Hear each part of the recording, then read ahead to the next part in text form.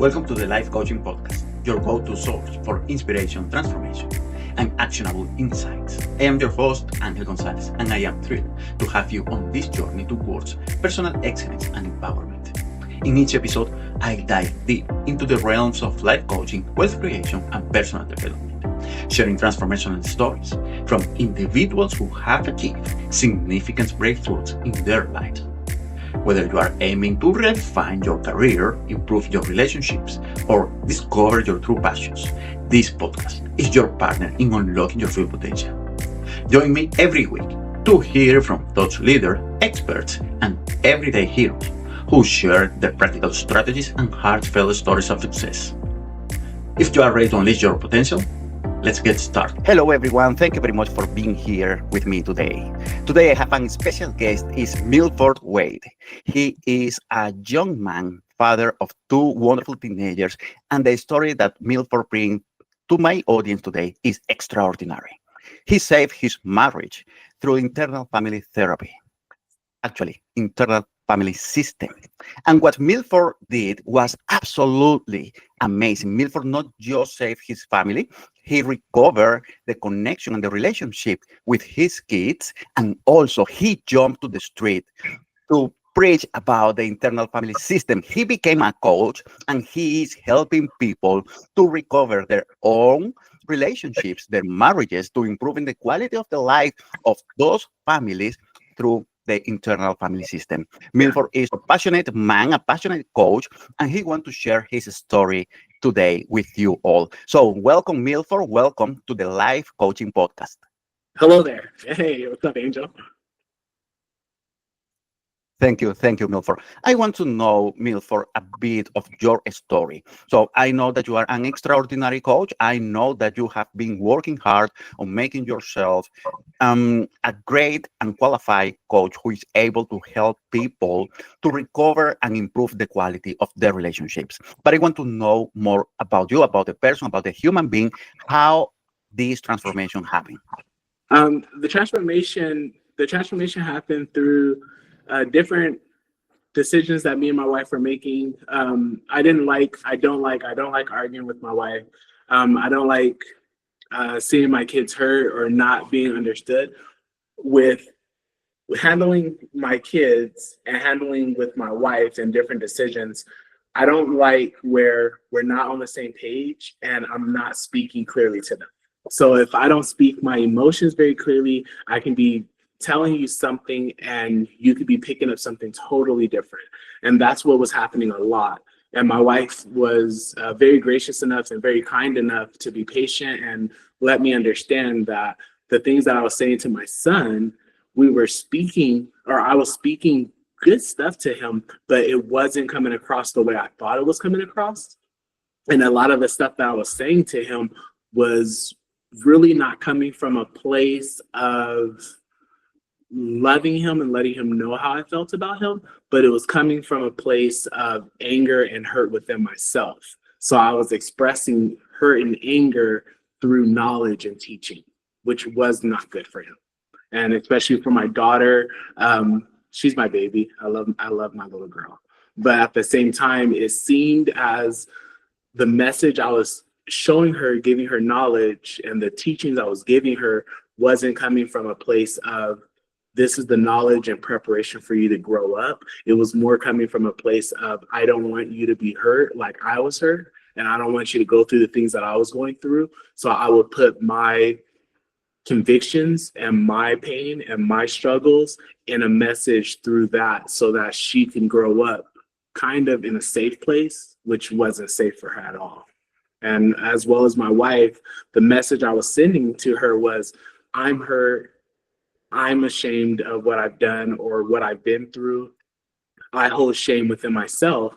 And I was communicating that I loved her through shame and pain. I was communicating that I wanted to be with her through desperateness and through a way of saying, I want you here and I don't want you to be nowhere else, rather than saying, I love you and I love that you're here with me, and I would not want our relationship to fall through. That makes sense. Yeah. Absolutely, absolutely, Milford. That's heartbreaking because when I am a father, I am a single father indeed, and I know what you mean when you say, "Hey, we need to come from the love. We need to come from a state of love, and if we are loving, we have a relationship that can work." But in your case, one of the points that I want to highlight is that it your outcome was, I rescue my marriage.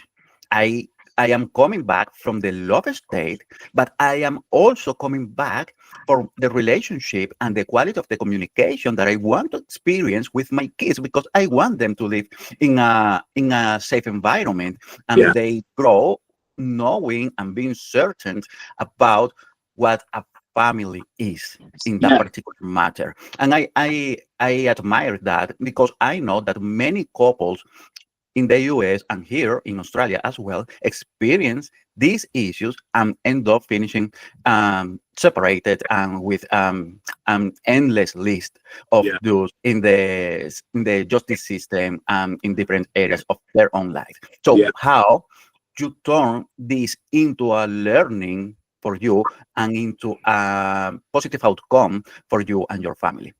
How do you Okay. do this? So um, my wife, Mrs. Wade, she's also actually a therapist. She's a licensed marriage and family therapist. And although I'm a life coach, she was speaking and learning about internal family systems at the time. And she was learning it, and she was speaking from parts.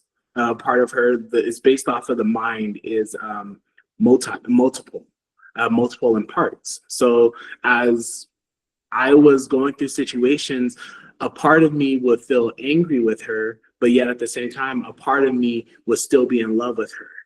So I would let the angry part speak for me, which made my words sound really harsh. And then later on, I would come to understand how upset I was at her. But then I would have to go back and apologize continuously, right? We know that as husband and wives, we apologize continuously, trying to then change who we are so that our partner would love us or love us differently.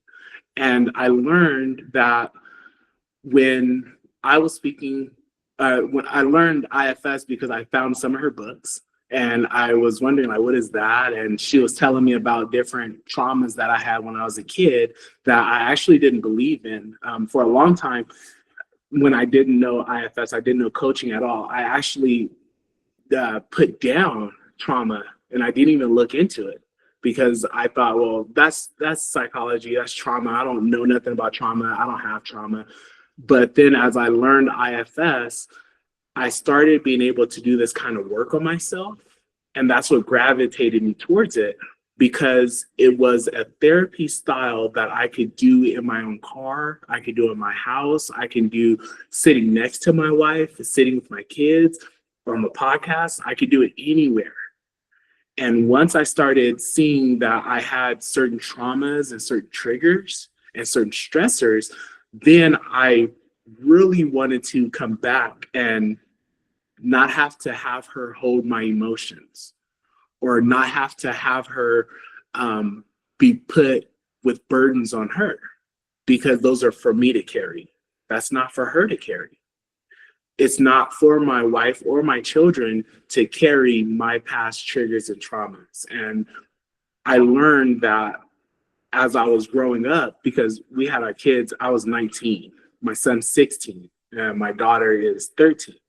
So I've learned when I was growing up that if I went through something, then not technically we all go through it, but emotionally, I'm going through it. And outwardly, I either don't say nothing, which is shut down, stonewalling. I would not participate in conversations or in whatever events that we're going through.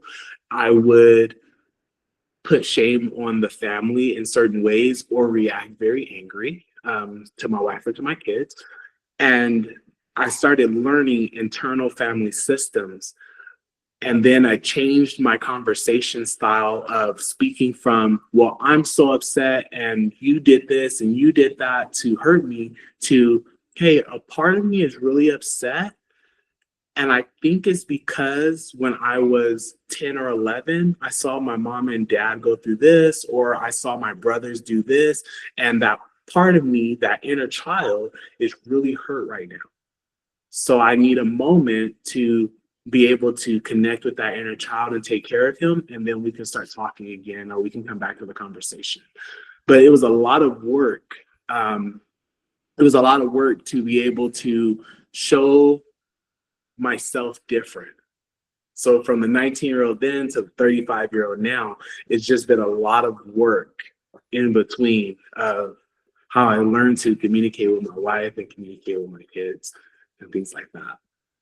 I can see that you have grown a lot during this process, and I can see that you have been learning with passion and with a clear intention of improving yourself and improving the quality of your relationship with your family. One of the things that I want to mention is that internal family system work with a specific component, which is related to the different parts that in which a human being is composed. I want you to go deeper into this, and you please explain to this audience what family system mean with this. Oh, that's okay. That's an amazing statement actually that you made there. So to go deeper into it, for the simple side of it, it's easy. It's as easy as saying it shows that you have multiplicity going on in your mind, where you're sitting there and you have to make a decision between these two separate thoughts. Now, those thoughts, they hold emotions and they hold energy. They hold a lot of power over you. So as you're walking, or as you're trying to make this decision inside of heated discussions, sometimes you may hear that, hey, you know what you did was wrong. That's what you hear. But then the part of you that hears that will step in and get very defensive. So you would try to defend your honor. You would defend your character. You defend the way you look, the way you think, why you believe you're right. And those parts take over your perspective, the way you think, the way you feel. And they're all coming from, or most of the majority of them coming from, this place of it's extreme hurts from your childhood, really, but they're extreme thoughts, pains, and emotions that you've dealt with before. That's clear, yes? Wonderful, wonderful. One of the areas that they also, well, you explained it very well, but you explained it from the difference between the positive pole and the negative pole that we all have. But, feminine energy, masculine energy, we can talk about it as well, and how conflicting interest can happen upon one thing. For example, when you choose one restaurant or a different meal, you are talking about what is your favorite type of food, or your favorite type of restaurant in which you want to do A or you want to do B, and that's perfectly understandable. But from the point of view of how I interpret this, is the different parts that coming from the personality. So there are multiple personalities that a human being can develop, and we can talk about it also as a different dimensional thinking, in which the human being can be also integrated for the different perspective or paradigm of the thinking process. But in their relationship, and how I see it from the internal family system, I can see that the idea is not choose A or B, however, is bring the wholeness of the human being to a conscious plane in which we avoid getting into this conflict, because we now understand ourselves better in order to create a better person or a better personality, upgrade our personality in order to create the results with more harmony within the relationship. Yes, it actually sounds like you did a little bit of homework there. That's really good, actually. So your internal, to complement your statement, actually, your internal family is where so internally, you have parts. You have a part called a manager. The manager proactively tries to keep you away from a vulnerable place of extreme hurt and pain. The firefighter It's a reactive part, and it tries to keep you away also from the external hurt or the internal hurt and pain, which you've exiled from when you were a kid. So let's say if a person was bullied when they were younger, a manager would step in so that this person can now be a people pleaser. They can now make it where that pain of being bullied when they were 10 won't be touched again. So as they're going into the work life, let's say adulting, they call it, they will learn to either people please, or they can learn to do really good at their job, or they can do really good in school so that they can get a lot of accolades and be able to say, well, there's no reason for somebody not to like me. But let's say then one day somebody does not like them and goes against them or tries to have conflict with them, right? Then a firefighter would step in, which now from your manager, let me see if you see my hands, from your manager, your proactive part, now somebody doesn't like you and there's conflict, which is going to touch your hurt and your pain. When that is touched, or that vulnerable place is touched where pain is, the firefighter comes in and does whatever it has to do to lift you above that pain and that hurt. So some people resolve, or they go to, when they start getting hurt like that, after being bullied, they will turn to drinking. They turn to smoking, watching TV, playing video games, getting on the internet, whatever they need to do to distract themselves from that conflict. So as a person says, there's conflict coming towards me, what am I going to do? Well, I'm going to try to get this person. I'm going to try to talk to them different. I might stop going to work. I might just call off. I might not go there when they're there. I'm going to do whatever I can not to come get into that conflict, because that extreme pain and emotion is reminded of that 10-year-old kid that was bullied. And that's where people don't want to go, is to go back to that 10-year-old kid and be healed of that, because they don't know that they're actually exiling and continuously exiling a re-injured place. Yes. So as people literally try to live in their manager's position, they live from that spot. As we go into life, you see people that are very happy. They're very happy people, but that's not self. And that's not themselves. The position of self it's 8 C's. There are 8 qualities of C's. And I actually have it, so I'll look it up. So they have 8 C's there. And the 8 C's that they're functioning in self is calm, clarity, curiosity and compassion, confidence, courage, creativity, and connectedness. But they don't show those 8 C's. They show some of them, but they don't show them all.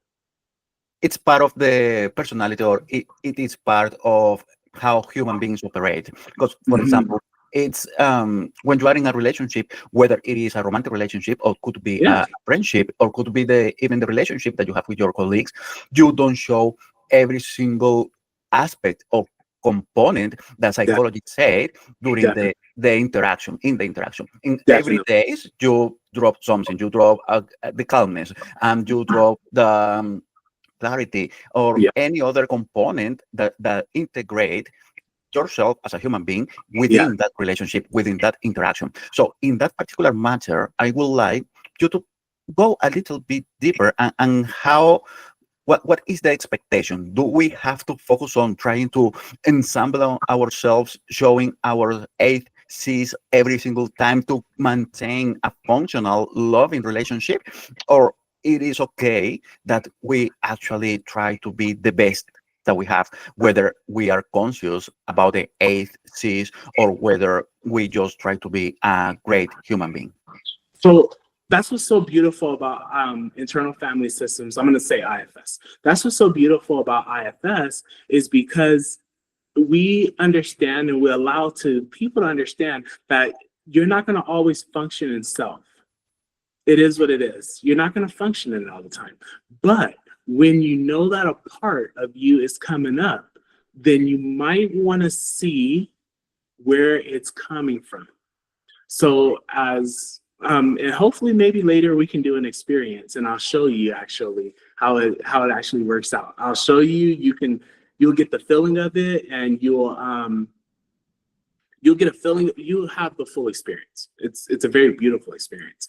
So with IFS, we're not looking to have you stay in self all the time. It's actually a part detector. So when you're doing the best that you can every day, people use that, as I use it, as a coping mechanism. You wake up, you hit your alarm clock, you start going to work, you get dressed, you get ready, you go about your day, you just go, right? That actually is your brain on autopilot. And you don't have to think, really. You can probably actually sit down and recreate how you brush your teeth, and you don't even have to think about it right now. You can recreate how you put on your clothes. You don't have to think about it. It's autopilot. So once your brain's in autopilot, there's certain ways you actually interact with your spouse, with your kids, with yourself, with people around you. It's all autopilot. But then there's that inner voice also called the inner critic. That inner critic comes in and it'll tell you, I don't like the way you look. I don't like the way you feel. I don't like this about myself. I don't want to do this. I don't want to do that. And that inner critic is not an autopilot. And most people try to shut that inner critic off. Like, literally, they'll tell it, I don't want to hear you. Or some people say, I don't want to hear you, and push it behind them. And then some people actually let the inner critic, and it'll talk to them into a place of depression and sadness, where it's an emotional overwhelm or emotional overload, we'll call it. And with either one of those situations, we're now bringing a way for people to be able to talk to themselves and answer and understand themselves in a compassionate light. Past self-love, it's not about being, I love myself. That's a very not low, it's a very small way of saying that you can be healed. I do love myself greatly. I do. But it's not that I love myself in all that I am. It's I love myself in a way of saying I accept every part of me. And if anything comes up, I am looking to be able to heal that part of me. Being the best person that you can be on your everyday basis is great. Every person, every human being should be out there doing their best and being their best. That's a beautiful thing.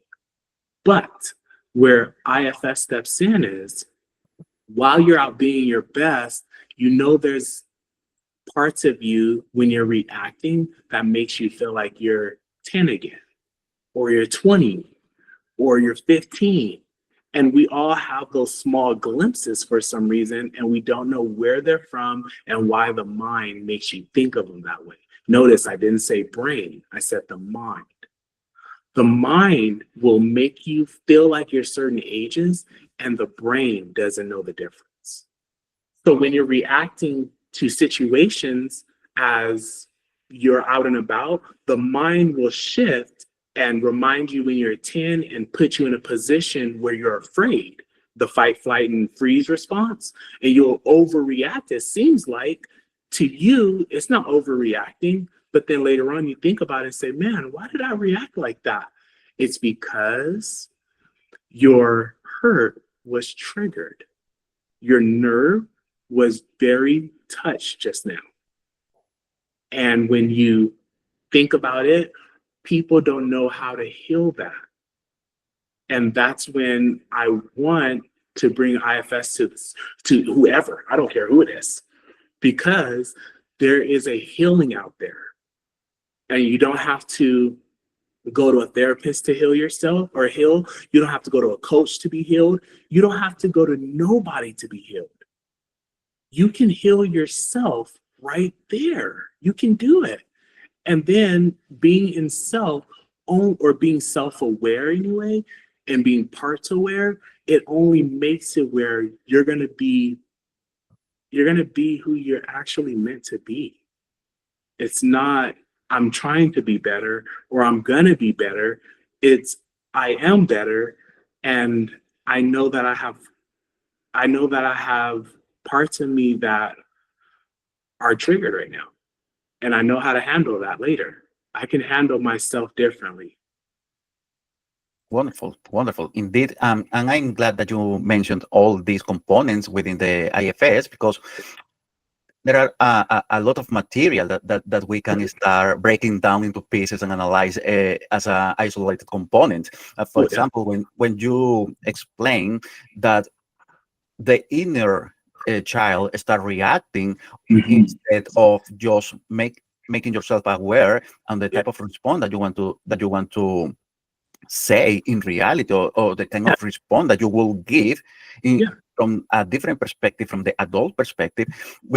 I was thinking in that moment, well, indeed, we as a human beings, as an adults, have two different components as well, which is number one, 90 from 90 to 95% of your thoughts and reactions are coming from the subconscious mind. Wherever you have been programmed in way A or B, your subconscious mind is the one that triggers every single reaction that you have. So if you are aware about this, the second part also, before explaining that, the second part also is coming from the age that you have. For example, I am 40.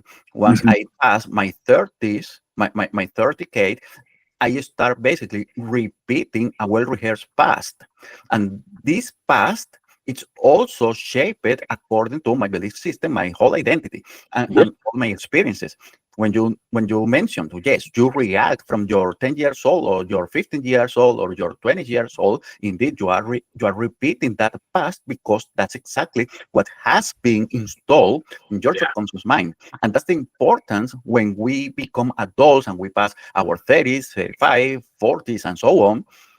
We can come back again from a different perspective, from the adult perspective, and realize with full awareness, in reality, what I am doing right now is reacting from the experience that I have when I was 10, when I was 5, when I was 15, and this is not functional, but it's the only response that you know, because you repeat it over and over and over for 40 years, 50 years, or 60 years of age. Exactly. And see, so now to complement that as well, when you react from there, we've learned how to unburden that 10-year-old so that you don't have to carry that trigger anymore. You don't have to carry those burdens anymore. So as you're going through the situation, and it may throw your mind back to when you were 10, emotionally, mentally, physically, you can feel it. It overwhelms people. And then I've learned how to unburden it so you're not carrying those painful thoughts and feelings anymore, and you can actually get rid of that. You can now release that kid from being in mind's past who you exiled, and bring him to, or bring her to, a place of safety where they don't have to be there anymore. And that's something that every person has. Every person has it, and every person has self. Every person has this part of them that actually can heal you or themselves within themselves. And that's what I love about IFS, because every person has triggers and stressors. Every person has a trauma. Every person has inner children. Every person has a critic. And every person has a self that can be, or that can heal their internal family. So every person has a leader within themselves that they can show internally and externally. But for the sake of the podcast, internally, they can lead their triggers and stressors. They can lead them in a compassionate way and a calm way, so that they don't have to keep reacting from these 10-year-olds or the 5-year-olds, or they could stop reacting from the managers or their firefighters. I watch people, I've done this work with many people, and I've got to places where people would let me know that their firefighter, they would drink at the end of the day, after a long day, after emotional overwhelmness, they would drink, or they would watch TV, or they would, whatever they had to do to distract themselves, and they would eat. So, because I'm thinking specifically of somebody. So now I did this work with them, and they actually saw that after they were emotionally overwhelmed, they would go to eat. And then I talk to the firefighter and I'll unburden it. And then I'll take them through the process. And then we saw him as I think he was 12, and he was sitting on the couch and he was eating ice cream and he had cookies beside him and whatnot. And I asked him, do you see this? Do you see your kid? And he said, yes, I see him. He's sitting here. I said, well, how close are you? Can you touch him? Are you close enough to talk to him? He said, yeah, I'm standing right next to him. And I said, how does he feel towards you? And he said, he's surprised. He's here. He's looking at me. And I asked him, well, ask him, is it okay if you sit with him for a little while so you can talk to him? So he goes through the process. He's talking to the kid, and the kid actually lets him know that when he was 10, his mom and dad used to fight, and the only way he knew how to comfort himself was watching TV and eating. It was so heartbreaking. But over the years, he had pushed that so far down that now when he's older, when he gets upset or angry, the first thing he runs to is cookies. Yes. And you wouldn't even know. The gentleman, I'm telling you, I'm a pretty big dude, but the gentleman was big. Like he was muscular. And you would have no idea that his burden was carried through like this, and now he's binge eating out of pain because he pushed it down. Nobody would know. So after doing this work with him, he's now able to sit down and say, you know what? I feel emotionally overwhelmed right now.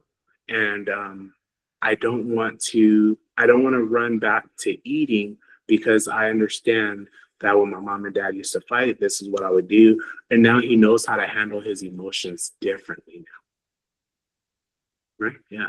Yes, absolutely. And that's how we basically create those habits that in the long run don't work for ourselves, but we always find a way to numb ourselves when we are experiencing some sort of stress situation or any issue that is coming from our childhood, indeed. Because what you are mentioning here, it was the way that this person found to couple when he was in a stressful situation within his family, and now he reflects on the same way as an adult because it's the well-rehearsed experience of the past that he's just repeating as an adult, and is what he learned and is installed in his subconscious mind as the mechanism to couple within the stressor situation in which that person might be at any point of the day, every single day.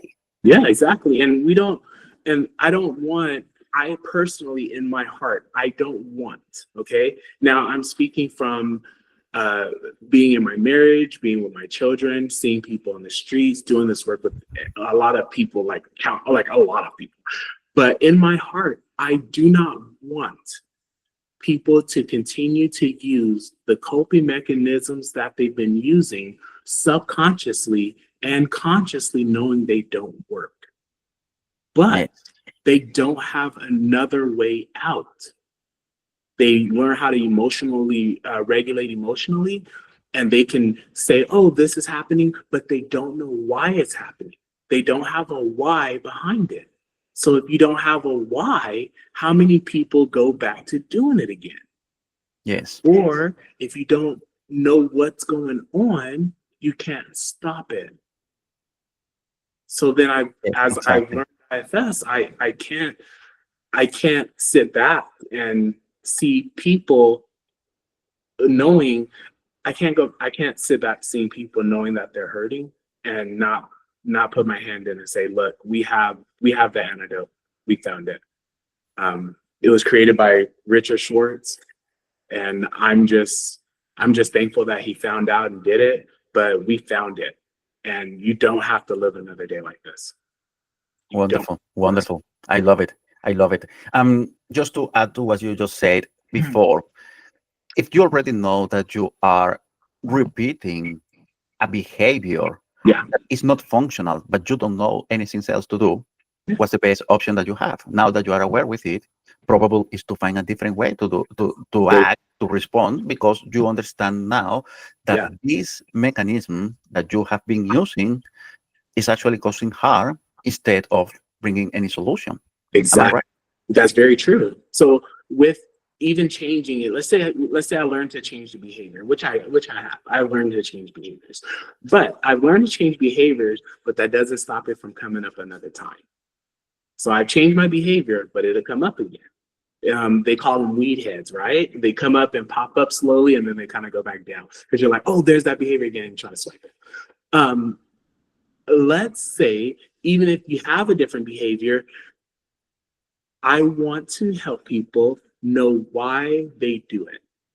Even if you're going to change your behavior, because which you are, you're going to learn how to change it, because you're not going to continue going down the road to kill yourself. I mean, some people do, I'm sorry to say, but some people want to change that. I get it. So yes, learn to change it, definitely. But also with learning to change it, let's also learn where it came from. Why not? Let's learn that. Let's see where it came from. And let's also see let's witness the part of you that's been protecting you for all these years, trying to make it where you don't go back to that pain. Let's witness that part of you first, compassionately, loving kindness. Let's witness that. And then let's also witness that inner child that's hurt. Let's witness it too. And we can unburden both of them, and we can put them in a safe place so that they don't have to live there no more. So your coping mechanism that you have, that's a perfect manager. There's nothing wrong with that manager. The coping mechanism for some people, even for myself, the coping mechanism for me is that I'm a happy person. Figure, I love my life. I'm a happy person, right? But when I was younger, I knew that something was still a little off about my happiness. It just felt like something was missing there. I'm a happy person, but I knew when I get alone sometimes, an overwhelmness of sadness can come through. And I didn't know why, and I didn't know where it was coming from. But I did learn that when I was a kid, I was the type to, if something bad was going on, I would try to find the positive in it. And although that's a great coping mechanism, which most people will say, that's a very good coping mechanism. But it's not a good coping mechanism to that inner child who's actually burdened with all kinds of pains. And he's sitting there in a room, emotionally trapped, not knowing what to do with that stuff. So let's take a 12-year-old child, and they're happy, but then they get home and they tell their mom they're sad, and they don't know what to do with their emotions, and they don't know what to do with their problems. But yet at school, they're super happy and running around and playful. That's the same what's going in with everybody inside.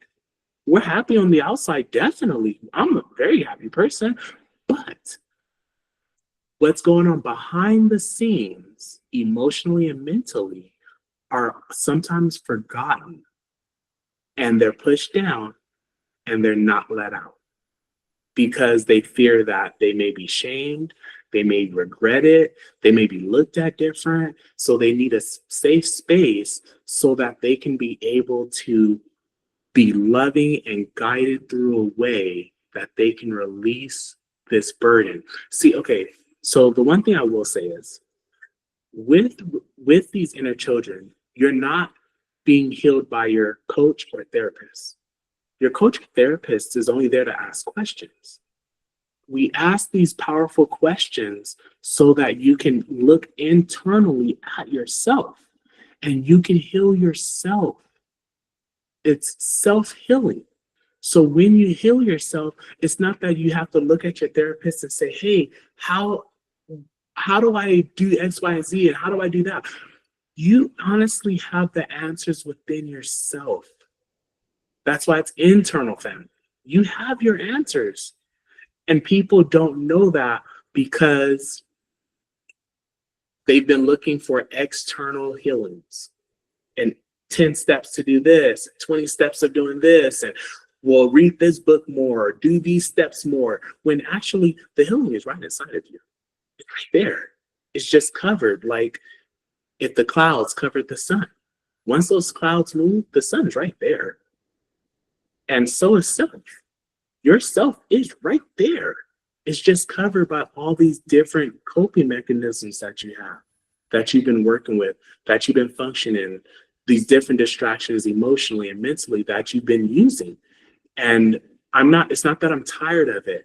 It's that I found something and I love people and I want them to not have to use coping mechanisms to get through life, but to experience life in the fullest, being able to handle their emotions and their triggers and their stressors and be able to handle it and actually like them and look for it. We call them trailheads. So they're trailheads. When the trigger happens, oh, that's a trailhead. Where's that coming from? And then we follow that trail and we learn where it's coming from. And we get to a place where it is and we learn to heal it and unburden it and say, okay, well, it's there. Let's fix it. Let's get into this. Why not? And then we heal that part of them and they come out of that trailhead a whole different person with all new energy, whole different person. And it sticks. With everybody, I tell them, okay, well, now that we went through the session, you make sure for the next week, you go back and you check on that kid and you talk to him and you check with that protector and you talk to it and you let them know, I'm here and I love you. I'm going to set my boundaries and I'm going to walk through this process and I'm going to learn you and I'm going to be with you so that it's not somebody else trying to come in and you have to be dependent on another person. You're dependent on yourself. You don't have to create or build or learn codependency. Oh no. Let that person depend on themselves. You depend on yourself. And then you're now able to love that person where they're at, not needing them to fulfill your love life or be there to help you not be anxious, or you need them there and they can't leave because I have possession problems, right? I'm very controlling, so I need you here in my life always. Oh, no. I know why I'm controlling. I found it because when I was a kid, I didn't have any power and I felt very ashamed of it. So now that I'm older, I try to control everything. But I know where that's coming from now. So I don't have to control you. I can let you be you and be happy that you're you. And I can still learn how to control myself and love my own parts. Life Mastery is the ultimate tool for discovering your real self and healing from any personal constraint that might hinder your growth. The purpose of this journal is to nurture your mental health and foster a space of self-development, self-awareness, and self-love, which can impact positively your thoughts, actions, and behaviors. Embark in this exciting world of personal growth by committing to answer a handful of daily questions designed to guide you through a path of development, happiness, and fulfillment. That's wonderful. That's beautiful, Milford. Thank you very much for that, because I think this is an important message that every single parent need to listen right now. Yeah. And Thank you. the importance of doing parenting with consciousness, with awareness about these topics, about these issues, is vital in this world where we are living right now. As we say, I love to work with parents. I believe that parenting is actually the expression, the most natural expression of leadership. Indeed, my first book is called 17-Fold Parenting Things. And one of the projects that I'm working on right now is related to parenting, working with parents, and how we actually can create a better world day by day, family by family, kid by kid. That's how we make it happen. Because it's not about government. It's not about big corporations. It's not about a new product. It's not about even AI, that we are in the era of AI. And I think at some point we start relying that AI is going to solve our problems. And no, it's not. We need to solve our inner problems. We need to solve the problems that we found in our parenting styles as well. We need to find a solution to the type of relationship that we create with another human beings, so we can actually experience a better world every single day. And Yeah. it starts from there. It starts from that point of love. It starts from being aware about the manager that is in your head telling you Yeah. how you are, how you need to act, or how you need to behave every single day. Yeah. Um, Yeah. yes, absolutely. It's fantastic how you explain and you break it down in a way that every single person can understand that they are not their behaviors, they are Exactly. not their reactions, but Yeah. definitely we need to start playing the game of awareness, because and not just awareness, because Yeah. most people are aware that there is something not working there, that there is something not functional, but Yeah. what's coming next? They are aware of the issue. Most people are aware of the issue, but I don't know if it's coming from fear or it is coming from this is just what I want to be, that they Yeah. don't take action or the next step to Yeah. make the proper changes and make themselves more functional. What do you think about it? I think, okay, so I'm going to take a step back. Leadership, I've learned leadership as being able to lead people in a direction. That was the learning of leadership. But then I was listening to another therapist, and he added, he's a child therapist, IFS child therapist, but he added that leadership is able to lead people in a direction without asking them to follow. So that's what got me, is because normally we would lead our children in a way that we want them to follow, and we don't ask them, we force them to do it. Yes. And if they don't follow, which kids rebel, or we rebel from our parents, or kids rebel, then it scares the living crap out of us. Because who knows what you're going to be now? You rebelled. You're not going to be like me. And I went down certain roads that I don't want my sons to go down, right? But if I learn to lead him a different way, not out of fear, not out of subconscious or parenting how my mom did it for me, if I don't lead him a way that is functioning and conscious and helping him, then he can turn out to be anything he wants. But the secret is, you know what? If you lead him anyway, he can turn out the way he wants anyway. And that's what most people are really scared of. And it's totally understandable. I was scared of it for a long time. But then I heard another gentleman, he was saying that if you give the kid the controller, the remote to the TV, right, then he's going to pick what he wants to pick. Same as life. So instead of fully giving the kid the remote, I'm going to hold the remote and you tell me what you want to watch, right? Age appropriate. And that's when they're young. Then as they get older, you can start sharing the remote maybe. And then you can let them push the buttons. But it's not me leading my child to where they're going to go and how they're going to live based off of who I am, but it's based off of what you are, who you are. And I can ask questions like, why do you like watching them? Or why do you like being with those people? Yeah. Why do you do this? Why do you do that? And learn emotionally who they are and let them grow emotionally and mentally without me putting my emotions and mental states upon them and pour it in their head so that they can grow up to be like me. But then I can just tell them, hey, why do you like that? And I can teach them how to function as an adult or function as a person on this earth. And they can learn how to think and break down and learn how to make choices and learn how to regulate their own emotions. So I think personally, as parents are teaching children and the way that we're headed toward in the future, I think we need to, yes, be conscious and slow down and ask ourselves, are we able to lead the next generation? And right now, we're not leading them. We're forcing them and we're controlling them. But I mean, what can you say? This is what they call legacy burdens. Legacy burdens are passed down. And we're doing the same thing. We're passing down what we've been taught, and the future's coming, but we're just passing down everything we've learned. So the next generation, no wonder they look and do what they're doing. Some of them are rebelling, half the generation, and some are trying to live the way their older parents lived. And we're just forcing it, and we're doing the same cycle over again. So don't be surprised if they see another cycle. And I think this is where parents get this phrase, man, you act the way I do. Yeah, duh. I know that.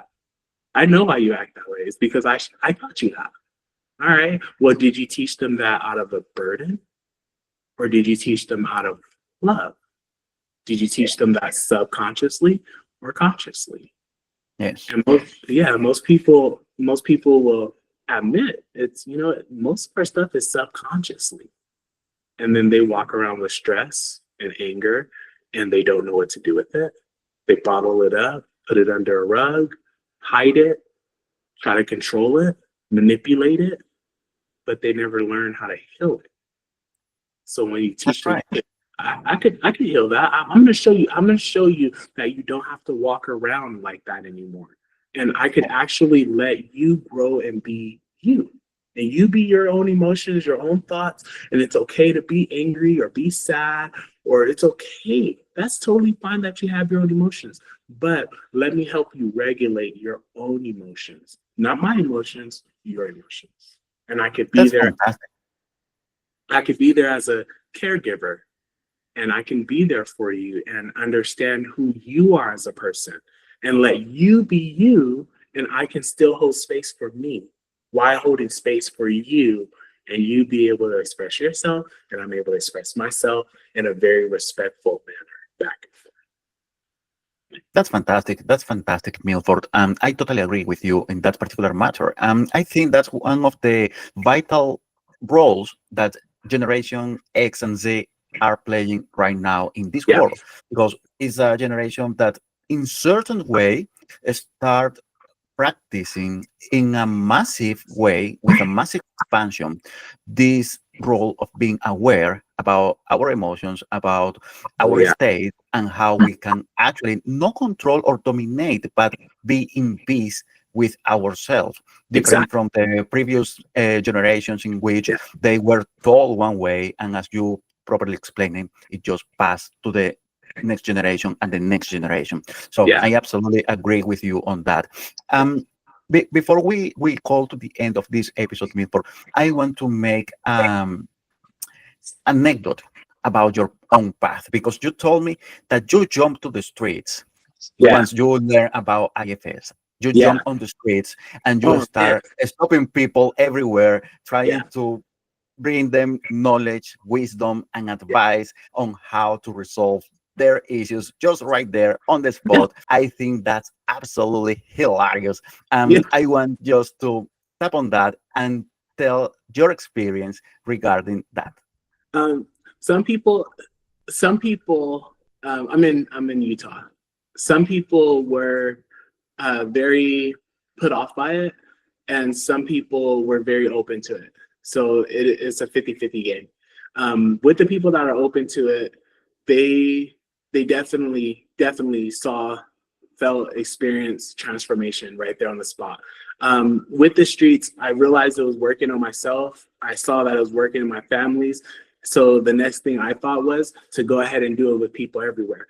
I wanted to see if we're going to get the same results. As Richard Schwartz was saying, okay, so if he ever watches this, then he'll know. Richard Schwartz was saying, this is for everybody. And when I was listening to him, the part of me thought, crap, it's not for everybody. And then I took it to the streets, and when I say I took it to the streets, I took it to Salt Lake City. I take it to Walmart, Winco. I take it to Chick-fil-A. I take it to my work. I take it while I'm out riding a bike, while I'm skateboarding, walking my dog. I take it to whoever is standing there. And I'll say, hey, how's your day going? Or, oh, yeah, you have a certain tattoo. What does that mean to you? And, oh, you have this. Hey, have you ever felt self or been in the presence of self? And then we'll get into a conversation. I used to tell people, I know how, my name is Milford Wade, and I'm an emotional and mental breakthrough life coach. And that got people's interest. So once I started doing that, then people were like, oh my gosh, you do that? All right, what is that? And then we'll start a conversation and we'll go into it. If you want, You want to try it out? I mean, you're here. But you're live though. So with me being live, I usually don't do people. If you check my Instagram out, Twain Wade, you can check my Instagram out, and you'll see that I record the reactions of people. I do not do them with people on Instagram or video because the places that their internal family goes. I'm very aware of that, and I'm very aware of the vulnerability that comes with this. So I have to ask people, and I'll ask you straight, if you're okay with your audience hearing it, seeing your vulnerability, then I would love to do an exercise with you. But if you don't want to, I don't hold that against you. A part of you is not okay with your vulnerability on air, and that's totally respected by me. I don't hold that against you. I don't think it's sad or shamed, or it's like, oh, he's not going to be. I don't care what other people think. I respect your part. I respect that. And I would tell that part, hey, if you don't want to be on air, don't do that. That's cool. Don't worry about that. But as I do with people on my Instagram videos, I let them know, we're not going to film this part, but we'll film this part. We'll take pictures, and I'll just tell people about your experience. And I say, okay, cool, let's do it then. And I was like, all right, let's run it. I don't mind. That's wonderful. Wonderful story. And thank you very much for sharing with all of those. This is Milford Wade. He is a life coach. He's a family coach, and he actually loves IFS. Anyone who is here, how can they contact you? Okay, so my Facebook is Twain Wade, TWAINE WADE is my last name, Wade.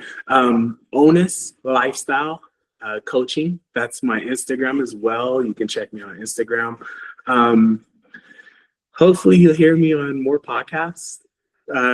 Soon enough, I'll be doing my own podcast as well. I'm going to name it A Lifestyle of Integrity, but I'll be working with my own parts.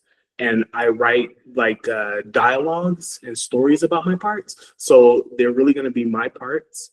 And I'll teach people how to write from their parts, because that's what I do in coaching anyway. I help people take notes and write about their parts and describe their parts. And if people don't mind, I would love to bring them on my show as well as you. And we'll write down your parts, and we'll create a story for you so that you can express it and explain it beautifully. But really, Instagram and Facebook right now, and maybe one day when I come out there, they can catch me on the streets too. Beautiful, beautiful. Thank you very much, Milford. This was Milford Wade, family coach. He loves IFS, and he's now working on his own project to bring a podcast and bring more teaching for everyone to improve the quality of their relationship every single day. Thank you very much for being here with us. This is the Life Coaching Podcast, and we'll see you on the next episode. Bye-bye. Bye. Thank you for tuning in to the Life Coaching Podcast. I hope that today's episode has empowered and inspired you to take bold steps towards your own personal and professional breakthroughs. If you found value in today's stories and insights, please share this episode with your friends and family, because your feedback fuels my mission to bring you even more impactful content. And next week, I will continue to explore the amazing potential within ourselves. Until then, keep striving, keep dreaming, and keep moving forward towards your best life. I am your host, Angel Gonzalez, and this is the Life Coaching Podcast.